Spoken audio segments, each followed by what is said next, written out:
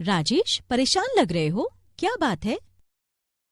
क्या बताऊं नंदिता मैम, आपने जो फाइल्स मुझे फॉरवर्ड की थीं, उनको चेक करने के लिए अपना कंप्यूटर स्टार्ट किया, देखा तो सारी फाइल्स गायब थीं। केवल वही नहीं, लगा जैसे कुछ और फाइल से भी छेड़छाड़ की गई है। साथ ही मेरी कुछ और एप्लीकेशंस भी सही तरीके से काम नहीं कर रही हैं। तब तो किसी ने तुम्हारा कंप्यूटर हैक कर लिया है। हैक? इसका क्या मतलब है नंदिता मैम? इसका मतलब है गैर कानूनी तरीके से किसी ने साइबर स्पेस के जरिए तुम्हारे कंप्यूटर का एक्सेस ले लिया है। Cyber space? ये किसे कहते हैं? क्या ऐसा पॉसिबल है?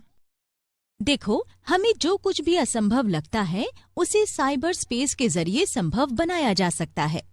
तो पहले मैं तुम्हें साइबर स्पेस के बारे में बताती हूँ, जिससे तुम समझ सको कि हैकिंग किसे कहते हैं। तुम्हें तो पता ही है, दुनिया में कंप्यूटर के बनने के बाद से ही तकनीकी में कितने नाटकीय तरीके से बदलाव आया है।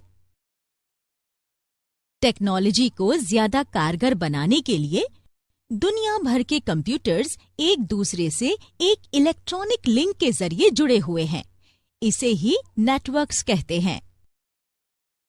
इन्हीं नेटवर्क्स को जोड़कर इंटरनेट बनाया गया।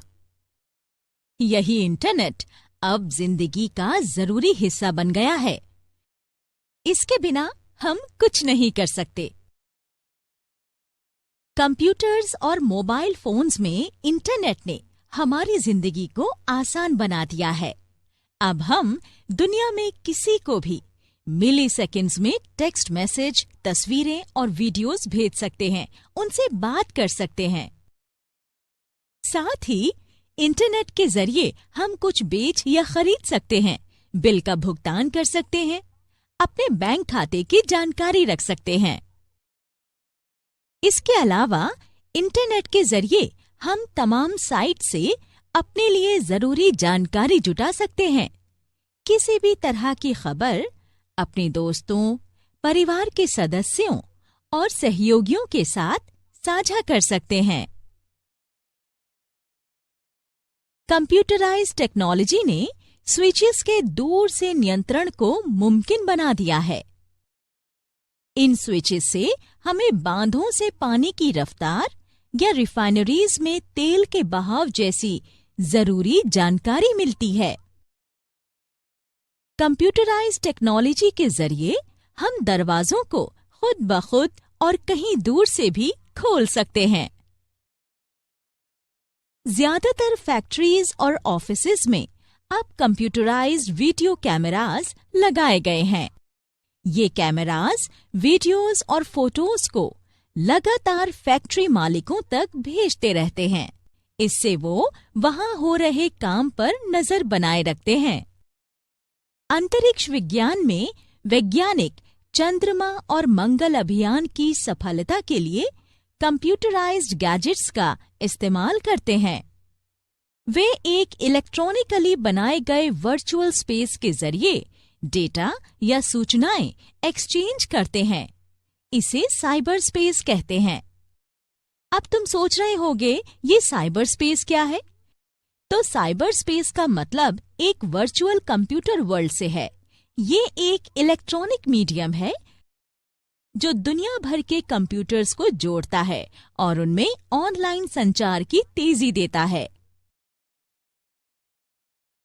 विलियम गिब्सन ने पहली बार 1984 में साइबर स्पेस परिभाषा का इस्तेमाल किया था। साइबर स्पेस इंटरनेट और स्वतंत्र सूचना प्रौद्योगिकी से मिलकर बना है। इसे कंप्यूटर का आईटी नेटवर्क भी कहते हैं। आईटी नेटवर्क के अलावा दूरसंचार नेटवर्क, कंप्यूटर सिस्टम और अन्य सभी प्रोसेसर या कंट्रोलर्स भी साइबर स्पेस का ही हिस्सा हैं। यहाँ तक कि स्मार्टफोन, स्मार्ट घड़ियां या इंटरनेट से जुड़े ऐसे दूसरे उपकरण भी साइबर स्पेस में शामिल हैं। साइबर स्पेस ने उपयोगकर्ताओं के लिए जानकारी साझा करना, बातचीत, विचारों का आदान प्रदान, खेल खेलना, सामाजिक मंचों पर चर्चा, बिजनेस कंडक्ट और एक बटन के जरिए मीडिया बनाने की सुविधा दी है। अब कंप्यूटर नेटवर्क दुनिया भर के दूर दराज के गांवों में भी उपलब्ध हैं। इसीलिए बीतते वक्त के साथ साइबर स्पेस इतना विशाल होता गया कि इसके साइज का अंदाजा नहीं लगाया जा सकता। साइबर स्पेस की एक खास बात है, ये दुनिया में हर जगह है और सीमाएं या पाबंदियां इसको नहीं रोक सकती। दुनिया के किसी एक कोने में बैठा एक इंसान आसानी से साइबर स्पेस के जरिए दुनिया के दूसरे कोने में किसी अन्य इंसान के साथ बातचीत कर सकता है, फोटोज और वीडियोस भेज सकता है। इसीलिए एक तरफ हम इंटरनेट कनेक्शन के जरिए साइबर स्पेस से जुड़कर जानकारी अदल बदल कर सकते हैं, तो वहीं साइबर स्पेस के बारे में ज्यादा जानकारी रखने वाला रुकावट डालने के लिए इसमें छेड़छाड़ कर सकता है। साइबर स्पेस में रुकावट बहुत खतरनाक हो सकती है, क्योंकि सभी तरह की जानकारी यहीं संग्रहित रहती है। अगर इन सूचनाओं से किसी तरह की छेड़छाड़ की जाए या इनका क्रम बिगाड़ दिया जाए, तो दुनिया के लिए बहुत बुरा होगा। इससे जानकारी का नुकसान होगा, ऑर्गेनाइजेशन से चोरी किए गए डेटा से व्यापार के बंद होने का डर रहेगा और साथ ही इससे राजनीति में भी अस्थिरता आएगी। इन्हीं सब वजहों से साइबर स्पेस को सुरक्षित रखना बहुत जरूरी है, ताकि किसी भी यूजर को इसके इस्तेमाल का नुकसान न उठाना पड़े।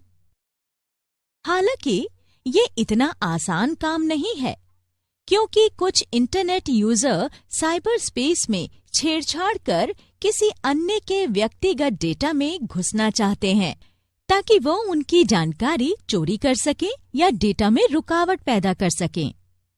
साइबर सिक्योरिटी के लिए जो खतरे हैं, उनमें कई तरह की संभावनाएं और कमजोरियां शामिल हैं। हालांकि साइबर सिक्योरिटी को सुरक्षित रखने के लिए हमें इन खतरों से बचना होगा, पर ऐसा करना बहुत मुश्किल और चुनौती भरा है। तो राजेश, अगर मैं अभी तुम्हें साइबर सिक्योरिटी के मुश्किल हिस्से के बारे में बताऊं, तो शायद ठीक से तुम्हारी समझ में ना आए। इसलिए साइबर सिक्योरिटी के बारे में ज्यादा जानने के लिए तुम पहले साइबर सिक्योरिटी की कुछ बुनियादी बातों को समझ लो। ठीक है नंदिता मैम, तो मुझे साइबर सिक्योरिटी की बुनियादी बातों के बारे में और जानकारी दीजिए।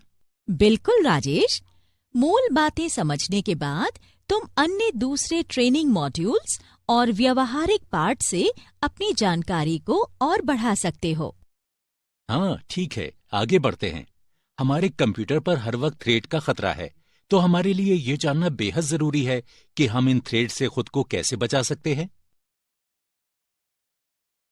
आप शायद जानती हैं नंदिता मैम, दरअसल किसी ने गैर कानूनी तरीके से मेरा कंप्यूटर हैक कर लिया है, मेरा डेटा चोरी कर लिया है और उससे छेड़छाड़ भी की है। एक एंड यूजर के तौर पर मैं इससे कैसे निपट सकता हूँ?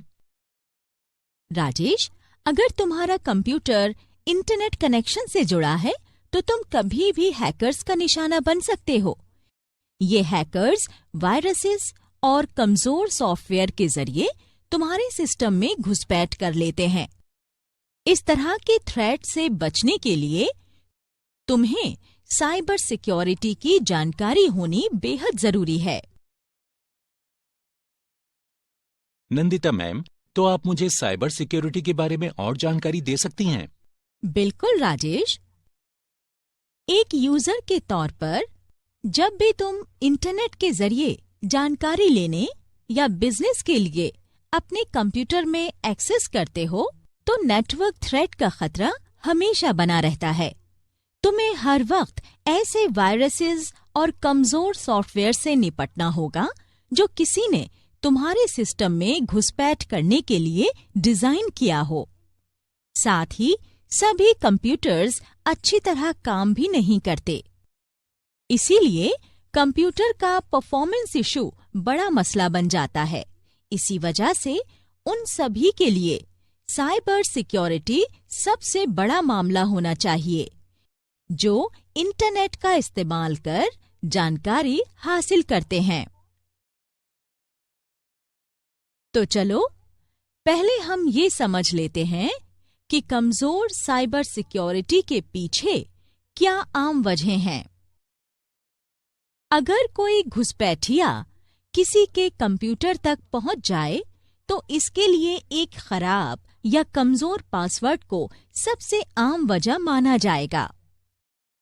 इससे यूजर की निजी जानकारी चोरी होने का खतरा बना रहेगा। डेटा लॉस और इससे भी ज्यादा वित्तीय नुकसान के चलते बड़ी मुश्किलों का सामना करना पड़ सकता है। अच्छा, सच में? तब तो मुझे लग रहा है कि मेरा पासवर्ड भी बहुत कमजोर है। अगर तुम्हें ऐसा लग रहा है राजेश, तो आश्चर्य की बात नहीं कि कोई तुम्हारे कंप्यूटर में आसानी से प्रवेश कर ले। क्या आपके पास इस मसले का हल है नंदिता मैम?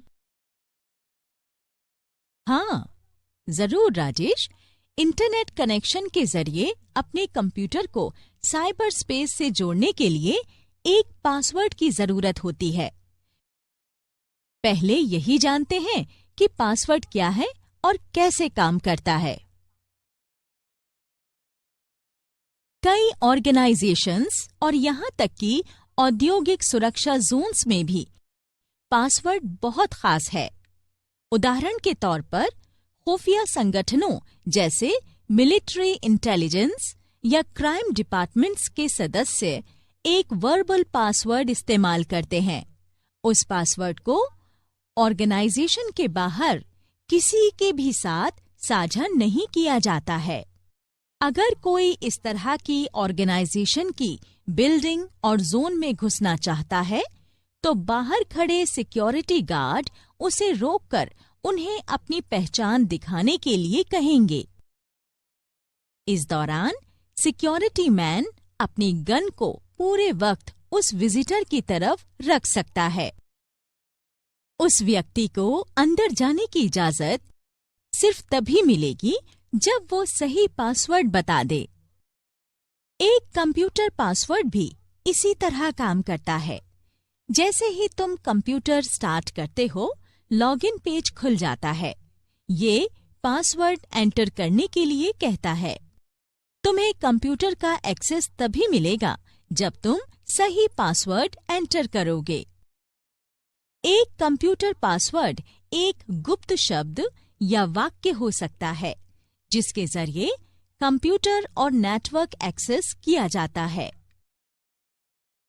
ज्यादा वक्त तक कंप्यूटर इस्तेमाल करने वाले लोग ऐसा पासवर्ड बनाते हैं जो उन्हें आसानी से याद रहे, पर कोई और उसका अनुमान न लगा पाए। अगर तुम चाहते हो कि कोई तुम्हारा पासवर्ड गेस न कर पाए, तो कैरेक्टर्स को आगे पीछे रखकर पासवर्ड बनाना। ये अल्फाबेट्स, नंबर्स, स्पेशल कैरेक्टर्स या इन सभी को लेकर बनाया जा सकता है। पासवर्ड हमारे ईमेल्स, कंप्यूटर सिस्टम्स और सोशल नेटवर्क्स में साइबर क्रिमिनल्स की घुसपैठ को रोकने में एक मजबूत दीवार बनकर खड़ा रहता है। तुम कैरेक्टर्स को आगे पीछे रखकर एक जटिल पासवर्ड बना सकते हो, जो दूसरे लोग आसानी से गेस ना करने पाएं और तुम्हें आसानी से याद रहे। कई लोगों के लिए जटिल पासवर्ड्स याद रखना मुश्किल होता है और इसीलिए वे ऐसा पासवर्ड बनाते हैं जो उन्हें आसानी से याद आ जाए या उसे गेस कर सकें। पर तुम सोच भी नहीं सकते, नेटवर्क पर मौजूद हैकर्स भी इसे गेस कर सकते हैं और तुम्हारे बनाने में लगे टाइम से भी कम वक्त में। अच्छा, पर कोई हैकर मेरे बनाए हुए पासवर्ड को कैसे गैस कर लेता है नंदिता मैम? हैकर्स शुरू में नहीं जानते कि किसी का पासवर्ड क्या है। पर वो पासवर्ड क्रैक करने के लिए अंकों और कैरेक्टर्स के मेल के प्रयत्न करते रहते हैं, और अगर पासवर्ड कमजोर है तो कभी-कभी वो क्रैक करने में सफल रहते हैं। मैं तुम्हें कुछ आम पासवर्ड बताती हूँ जो कोई यूजर्स अपने सिस्टम के लिए बनाते हैं।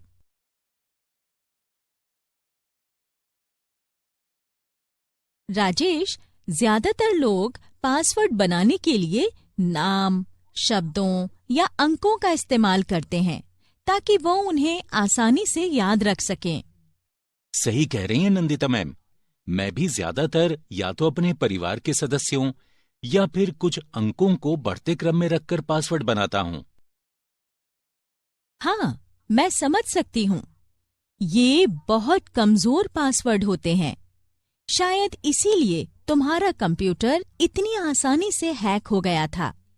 नाम, शब्दों, वाक्यों और अंकों को एक क्रम में रखकर पासवर्ड बनाना आम बात है और हैकर्स आसानी से इन्हें तोड़ लेते हैं। स्प्लैश डेटा नाम की एक कंपनी हर वर्ष सबसे खराब पासवर्ड्स की एक लिस्ट जारी करती है जो नेटवर्क एक्सेस के लिए बनाए जाते हैं। इस लिस्ट में पिछले 4 वर्षों से पहले 2 पायदान पर 1, 2, 3, 4, 5, 6 और पासवर्ड काबिज हैं। इस आंकड़े से ये साफ है कि यूजर्स गलतियों से कुछ नहीं सीखते और कमजोर पासवर्ड बनाकर ही इंटरनेट से जानकारी एक्सेस करते हैं। इससे हैकर्स अट्रैक्ट होते हैं और आसानी से पासवर्ड क्रैक कर आपके सिस्टम से डेटा या जानकारी चोरी कर लेते हैं। इस लिस्ट में शामिल कुछ आम पासवर्ड्स ये हैं: QWERTY, I love you, admin, whatever, let me in, welcome, login, hello, ABC123, password, master, etc.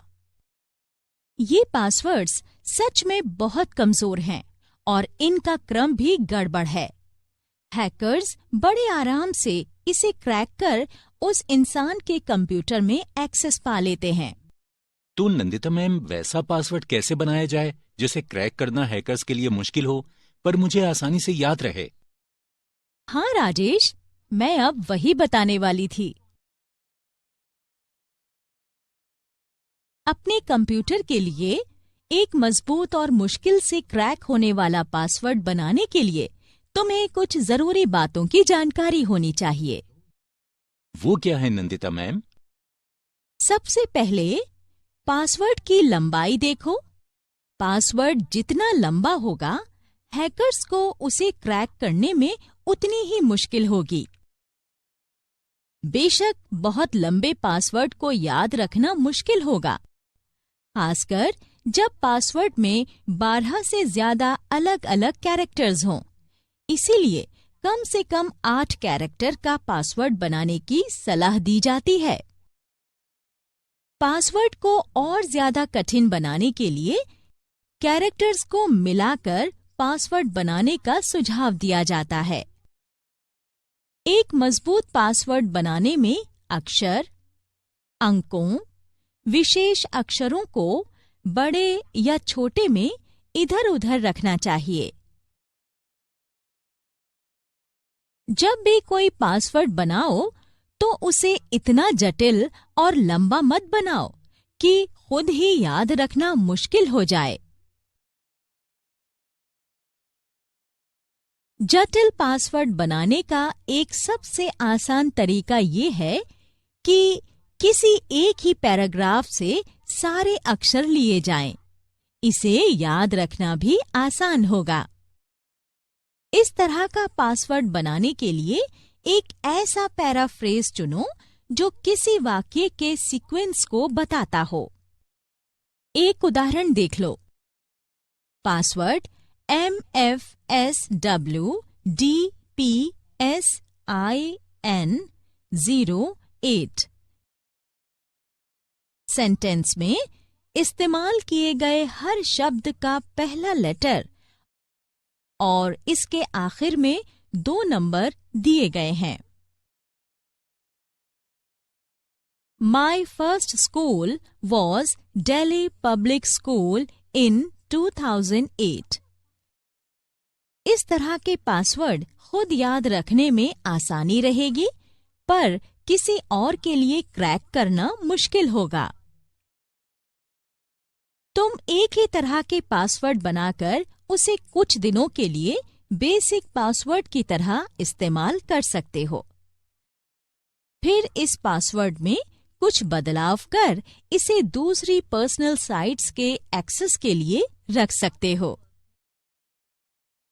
जैसे तुम अपने ईमेल के लिए उसी पासवर्ड में 1 या 2 अक्षर बदलकर एक नया पासवर्ड बना सकते हो।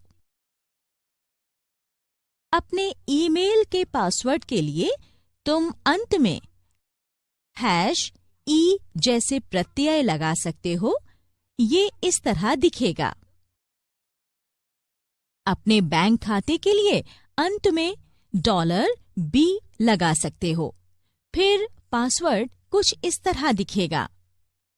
इन तरीकों से तुम मजबूत पासवर्ड बना सकते हो, जिसे गेस या हैक करना हैकर के लिए भी मुश्किल होगा।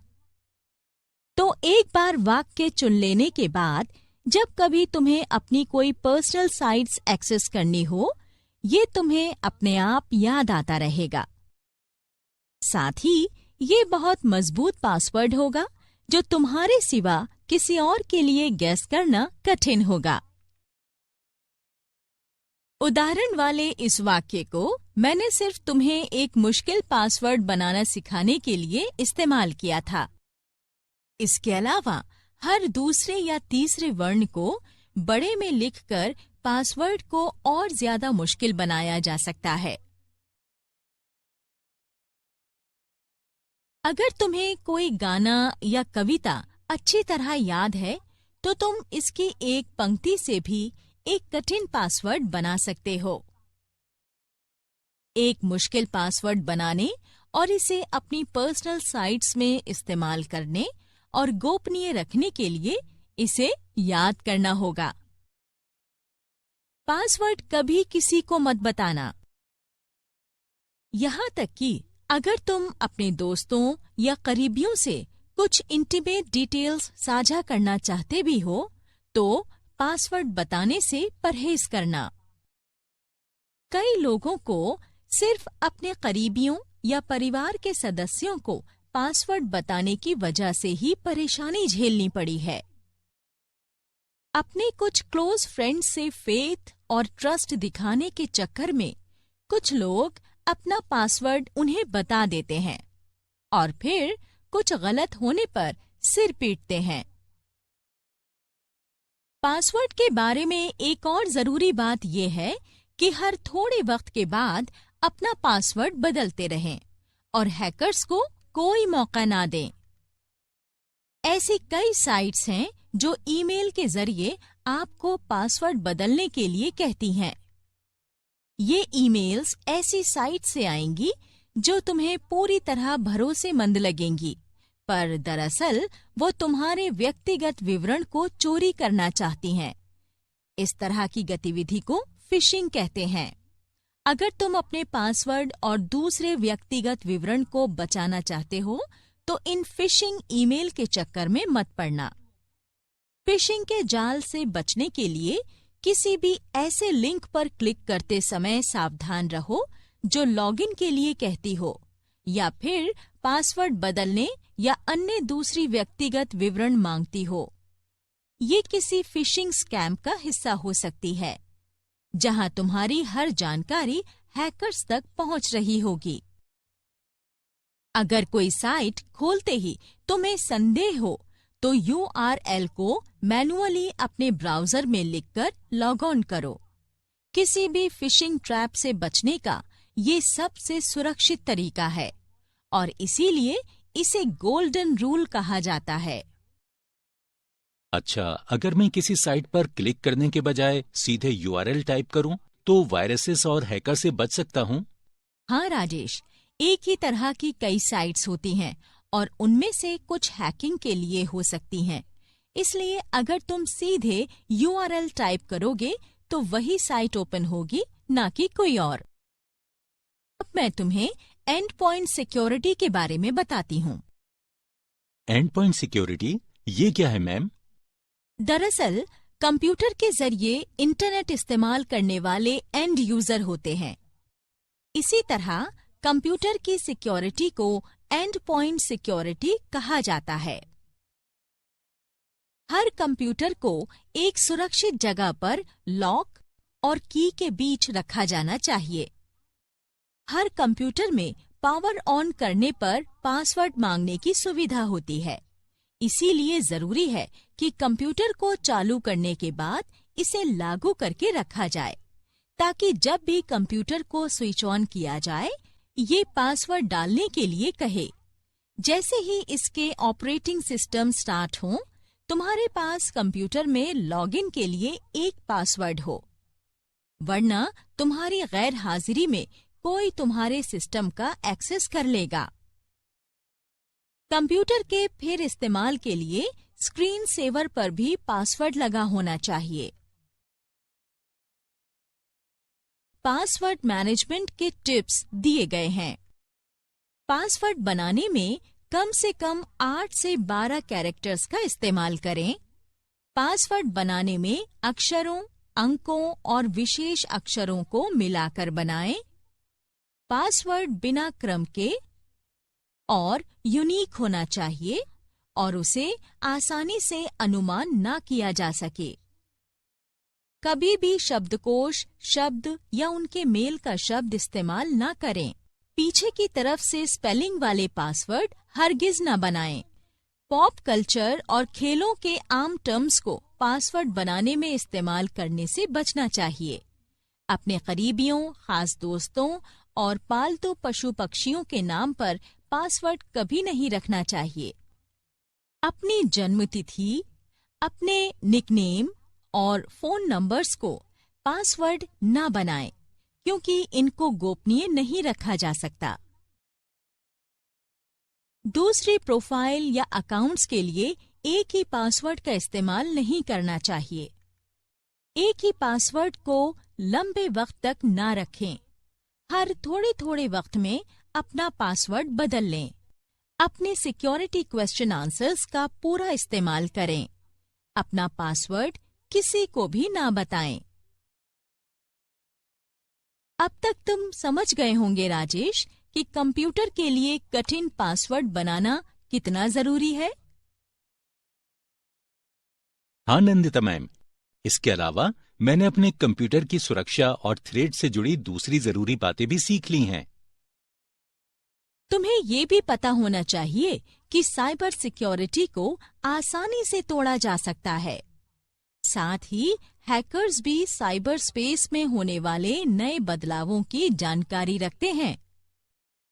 हाँ, मैं इसे अच्छी तरह समझ सकता हूँ मैम। मैं किसी भी संदेहजनक साइट को खोलते वक्त सावधान रहूंगा। वैसे आपने आज मेरी बहुत मदद की है, इसके लिए आपका शुक्रिया। मुझे खुशी है Rajesh.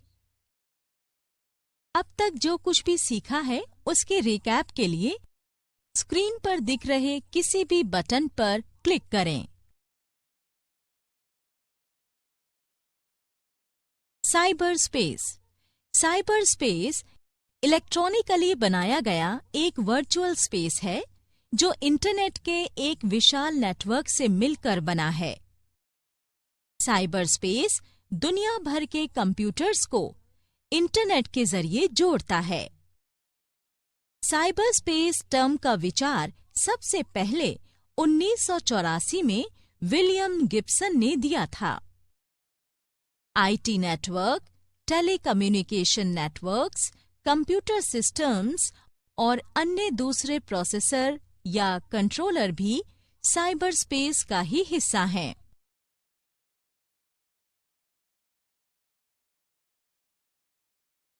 Cyber security. Cyber space के जरिए हैकर्स हमारे सिस्टम का एक्सेस ले सकते हैं।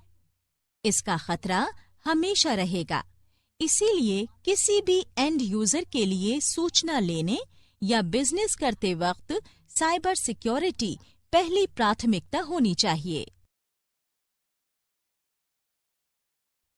पासवर्ड।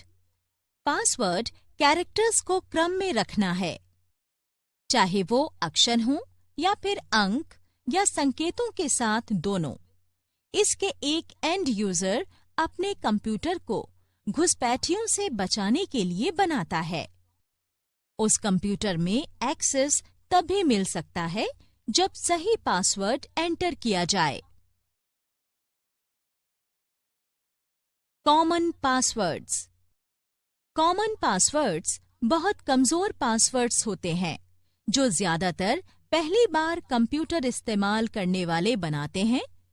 इन पासवर्ड्स को घुसपैठिए इजीली हैक कर लेते हैं और कहीं दूर से ही निजी जानकारी चोरी कर सकते हैं।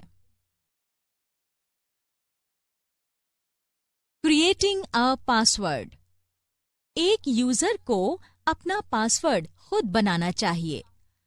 हालांकि नया पासवर्ड बनाते वक्त इसका ख्याल जरूर रखें कि ये बहुत आसान ना हो, जो हैकर्स आसानी से क्रैक कर सकें। यूजर किसी वाक्य के पहले अक्षर का इस्तेमाल कर एक मुश्किल पासवर्ड बना सकता है। इस तरह के पासवर्ड को क्रैक करना मुश्किल होता है और कंप्यूटर को हैकर से बचाया जा सकता है।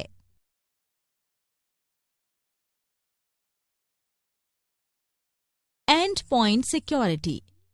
कंप्यूटर के जरिए इंटरनेट का एंड यूजर होने की वजह से एक पर्सनल कंप्यूटर की सिक्योरिटी को एंड पॉइंट सिक्योरिटी कहा जाता है। एंड पॉइंट को सिक्योर रखने के लिए अपना पासवर्ड किसी को नहीं बताना चाहिए।